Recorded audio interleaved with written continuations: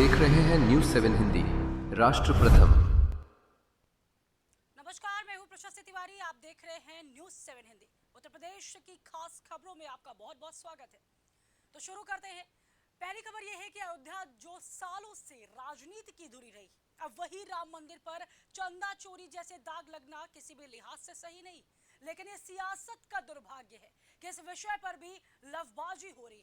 ये मुद्दा और किसी से नहीं बल्कि मुख्य विपक्षी पार्टी के अध्यक्ष यानी अखिलेश यादव ने उठाए थे।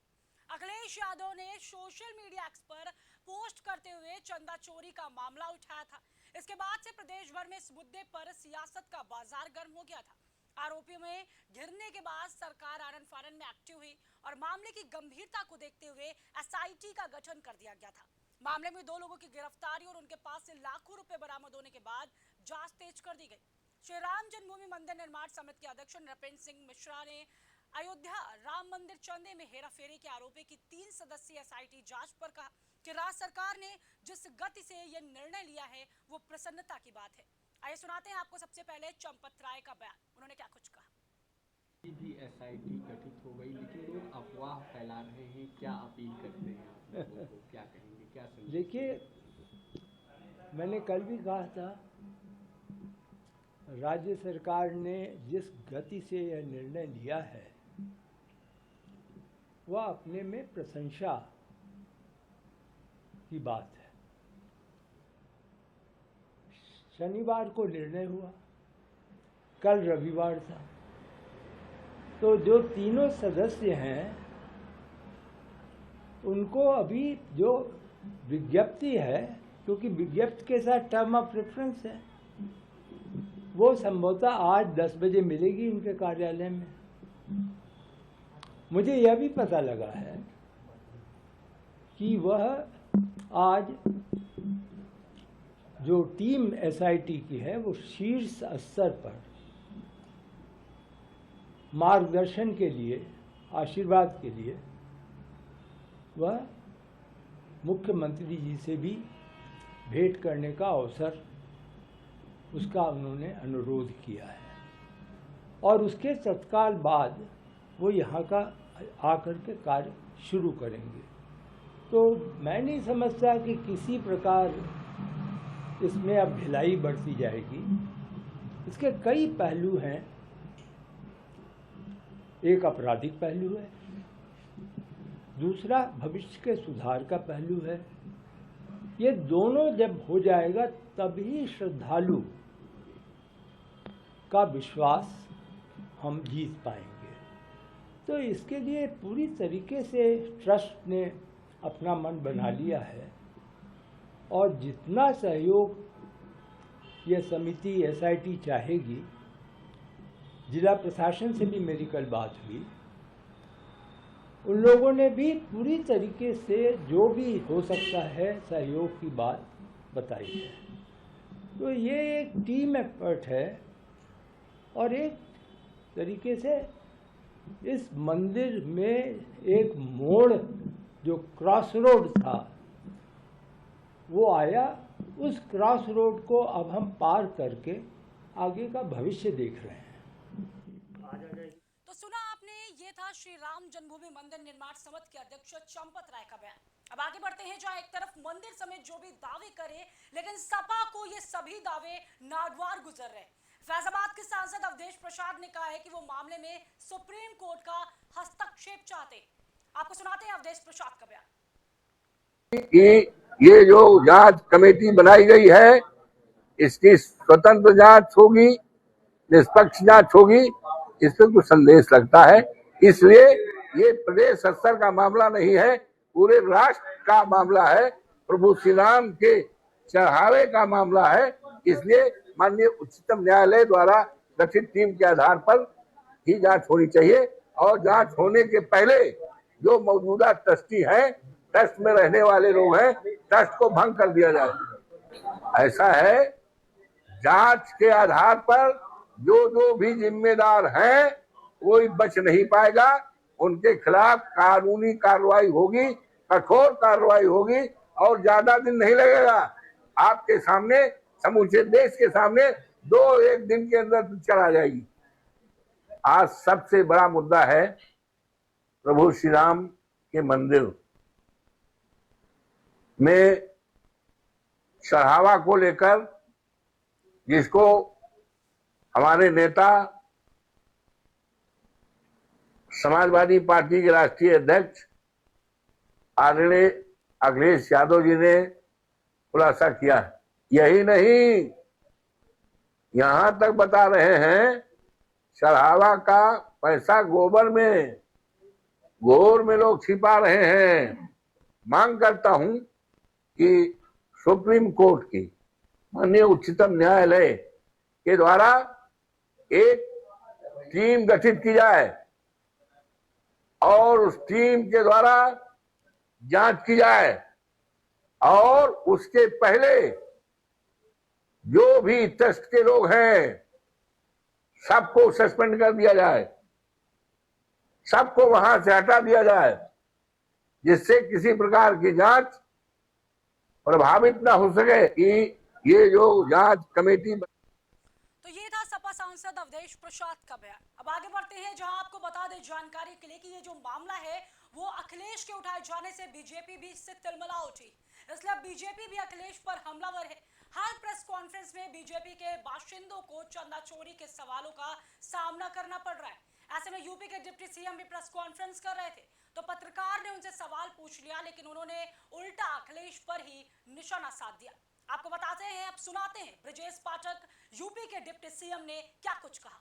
चोरी हुई है राम मंदिर में, इसमें व्यापक स्तर की एजेंसी जांच करनी चाहिए, एसआईटी से काम नहीं चलेगा। आप उनसे पूछो बाबरी मस्जिद में चंदा इकट्ठा, तो उसके बारे में एक बार बात करके देखें। कांग्रेस की तरफ से पेपर लीक वाले मामले में राहुल गांधी अब देशव्यापी प्रदर्शन करने जा रहे हैं, क्या कुछ कहेंगे? देखिए, हमारी सरकार प्रतिबद्ध है, युवाओं के साथ खड़े, छात्रों के साथ खड़े, अन्याय नहीं होने देंगे। विजय जी, इंडिया ब्लॉक से गठबंधन के लिए अजय राय जी ने कहा है कि एक तरफा प्यार नहीं चलता है।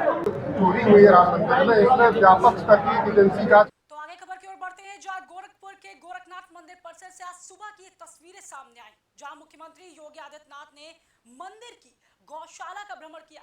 उन्होंने वहां मौजूद गायों और बछड़ों को अपने हाथों से गुड़ और हरा चारा खिलाया। मुख्यमंत्री ने काफी समय गौशाला में बिताया और मंदिर के सेवादारों को गायों की विशेष देखभाल और उनके स्वास्थ्य को लेकर आवश्यक दिशा निर्देश भी दिए। गौ सेवा करते हुए सीएम योगी के साथ में इसके साथ सीएम योगी आदित्यनाथ ने जनपद गोरखपुर में 926 करोड़ रुपए से अधिक लागत की 226 विकास परियोजनाओं का लोकार्पण व शिलान्यास किया। इन परियोजनाओं में स्वास्थ्य, शिक्षा, खेल, पर्यटन और शहरी विकास शामिल है। इस दौरान उन्होंने विभिन्न योजनाओं के लाभार्थियों के प्रमाण पत्र वितरण कार्यक्रम में हिस्सा भी लिया। तो इसके साथ ही गोरखनाथ मंदिर के हिंदू सेवाश्रम में आयोजित की गई जनता दरबार में बड़ी संख्या में लोग अपनी शिकायतें लेकर पहुंचे थे। मुख्यमंत्री योगी आदित्यनाथ एक एक कर सभी फरियादियों के पास गए, उनसे प्रार्थना पत्र लिए और पूरी संवेदनशीलता के साथ उनकी समस्याओं को सुना। इसमें इलाज के लिए आर्थिक मदद, जमीन के विवाद और पुलिस से जुड़ी शिकायतें प्रमुख थी। मुख्यमंत्री ने मौके पर मौजूद प्रशासनिक और पुलिस अधिकारियों को कड़े लहजे में निर्देश दिए कि जनता की समस्याओं का समाधान समय सीमा के भीतर और पूरी पारदर्शिता के साथ होना चाहिए। उन्होंने साफ किया कि किसी भी स्तर पर लापरवाही बर्दाश्त नहीं की जाएगी। इसके साथ ही सबसे ज्यादा चर्चा जो है वो गोरखपुर में सीएम योगी की कैबिनेट बैठक की है। इस बैठक में सीएम ने वहां चल रहे प्रोजेक्ट्स को लेकर समीक्षा की, लेकिन यह सुगबुगाहट हो रही है कि आखिर गोरखपुर में सीएम योगी को कैबिनेट बैठक करने की क्या जरूरत पड़ गई। दरअसल पूर्वांचल से लखनऊ साधने की इस नीति के पीछे 2024 के लोकसभा चुनाव के नतीजे जुड़े हुए। 2024 के लोकसभा चुनाव में बीजेपी को करारा झटका लगा था। साल 2014 और 2019 के लोकसभा चुनाव में बीजेपी को यहां बड़ी हार का सामना करना पड़ रहा था। इंडिया गठबंधन को मिली पूर्वांचल की ताकत को कमजोर करने के लिए योगी यहां से कील काटे दुरुस्त करते नजर आ रहे हैं। चुनाव में महज कुछ महीनों का वक्त बचा है। ऐसे में बीजेपी अपना सबसे मजबूत दल को हर हाल में बचाना चाहेगी। अब देखना दिलचस्प होगा कि बीजेपी की मंशा पूरी हो पाती है या फिर नहीं।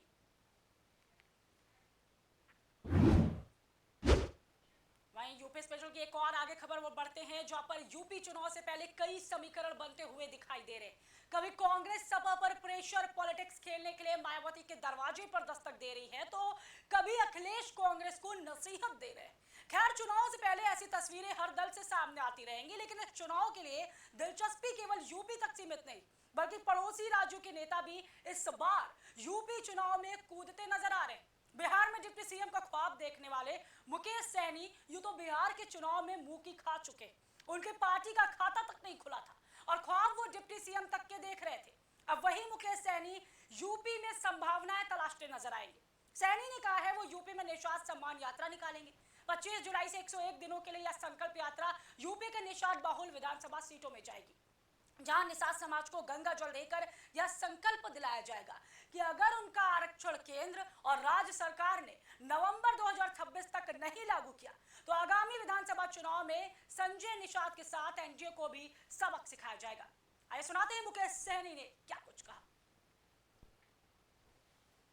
ये किसने कहा कि कम पे आंक रहा है? सीटों के आंकड़ों को नहीं, ये किसने कहीं तो कोटी नहीं हुआ जो कम पे आंकेगा।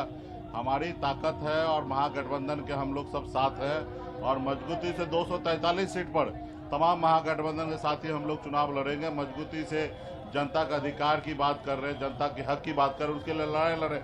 हमारे कोई गठबंधन में कोई पार्टी बड़ा नहीं है, कोई पार्टी छोटा नहीं है, सभी का भूमिका बहुत ही अहम है।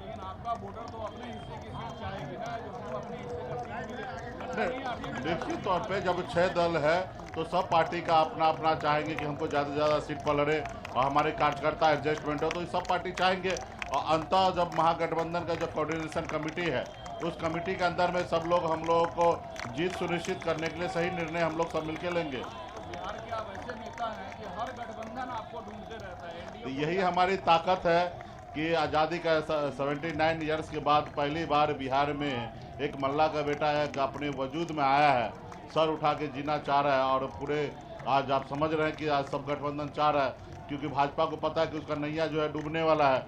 उनको मालूम है कि मल्ला जाति जो है भगवान राम को पार लगाए थे केवट महाराज हमारे वंशज ने, तो उनको मालूम है कि इस बार अगर मल्ला का बेटा नहीं रहेगा उसका नैया डूबने वाला है। तो वो कोशिश करते हैं कि हमारे नाव पे चढ़ने का, लेकिन इस बार उनको हम लोग नाव पे नहीं चढ़ने देंगे। तो हम भगवान राम ने क्या बोला कि प्रभु हम इस बार आपको पार लगाते हैं, आप वहाँ हमको पार लगा दीजिएगा।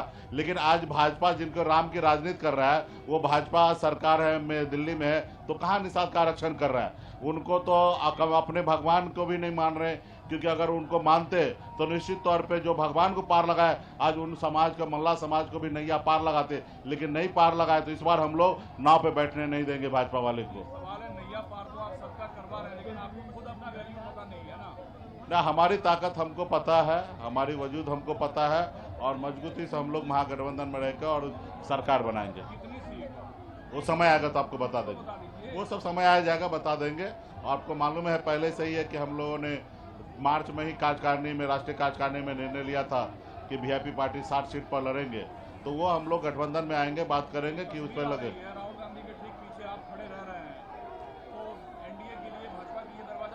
100% सुना आपने, ये था वीआईपी अध्यक्ष मुकेश सहनी का बयान। अब आपको बता दें कि ये वही मुकेश सहनी है जो अपने समुदाय को बिहार में नहीं लुभा सके। वोटों के लिए राहुल के साथ नदी में डुबकी तक लगाने वाले सहनी की चुनावी नैया पार नहीं लग पाई थी। इधर वो राहुल के साथ डुबकी ही लगाते रह गए थे और उधर एनडीए ने खेला करते हुए रिकॉर्ड सीट जीते थे। दरअसल यूपी में मुकेश सहनी इसलिए दिलचस्पी ले रहे हैं क्योंकि उन्हें मालूम है कि यूपी के पूर्वांचल में निषाद समुदाय कई सीटों पर मुख्य भूमिका निभाता है। पूरे राज्य की तुलना में समाज की सबसे घनी आबादी पूर्वांचल के जिलों में।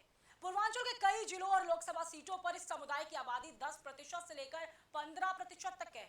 उत्तर प्रदेश की कुल 80 लोकसभा सीटों में से लगभग 20 से 22 सीटों पर निषाद मतदाता चुनावी नतीजों को प्रभावित करते हैं, जिनमें से 12 से 15 सीटों पर इनका सीधा वर्चस्व या दबदबा है।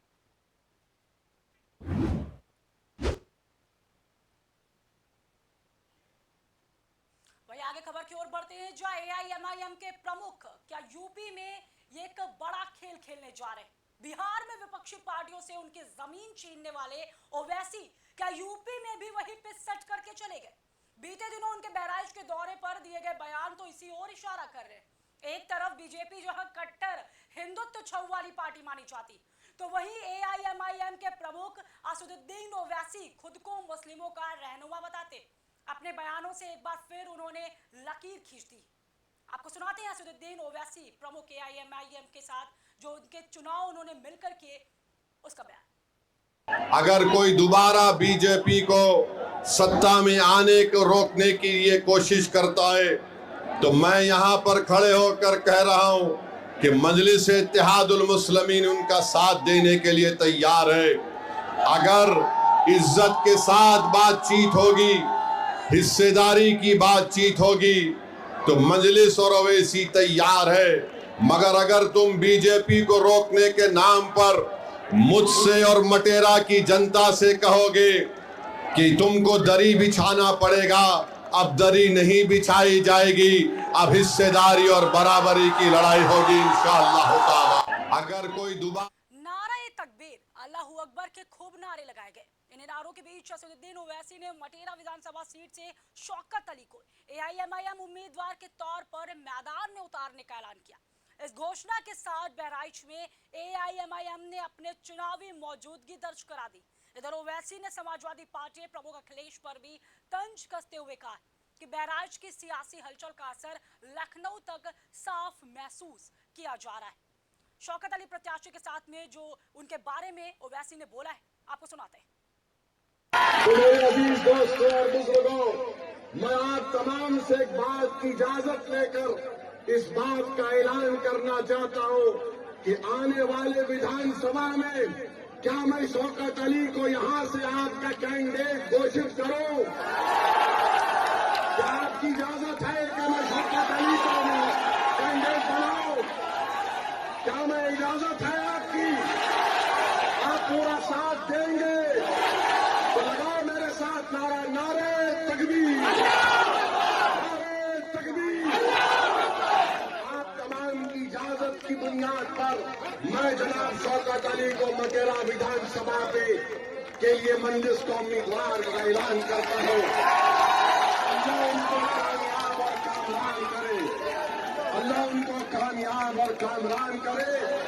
और आपकी आवाज बनकर शौकत जाएगा जब आप पुकारेंगे, खादिम के तौर पर आएगा। यासिर शाह में गुरूर और तकब्बुर है।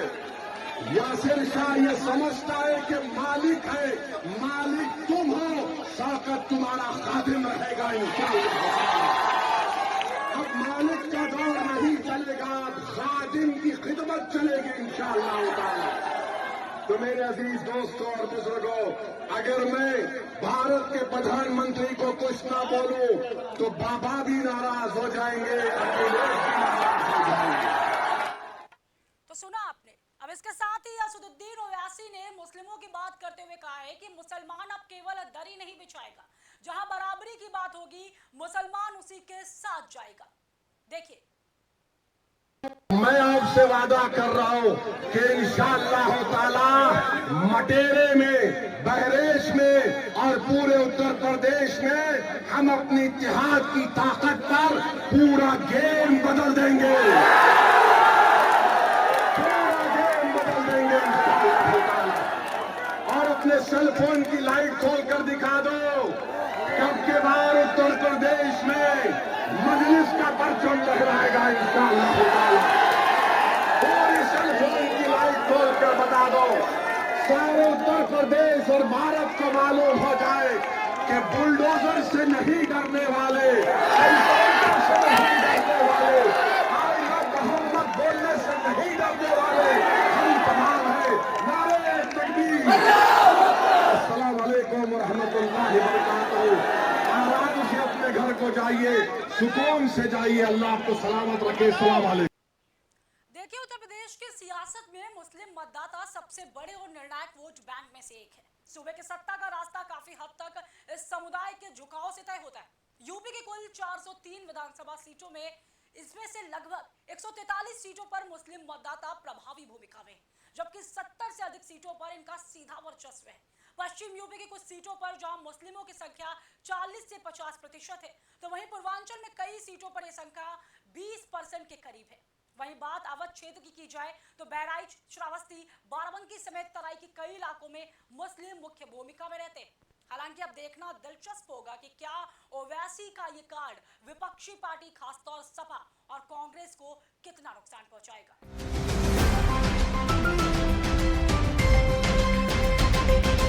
आप देख रहे हैं न्यूज़ 7 हिंदी, राष्ट्र प्रथम।